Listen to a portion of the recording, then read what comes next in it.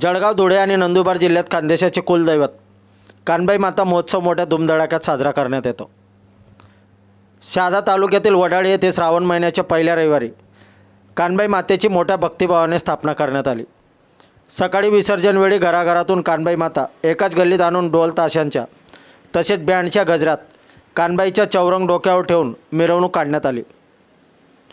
तरुण तरुणी, महिला पुरुष फुगडी खेळत नाचत गात भक्तिमय वातावरणात गाव विहिरीजवळ कानबाई मातेची पूजा अर्चना करून मनोकामना करून कानबाई मातेचा जयघोष करत वडाळी ग्रामस्थांनी कानबाई मातेचे विसर्जन करून निरोप देण्यात आला। आपल्या परिवर्तन 24 न्यूजसाठी लाला चव्हाण, शहादा तालुका प्रतिनिधी।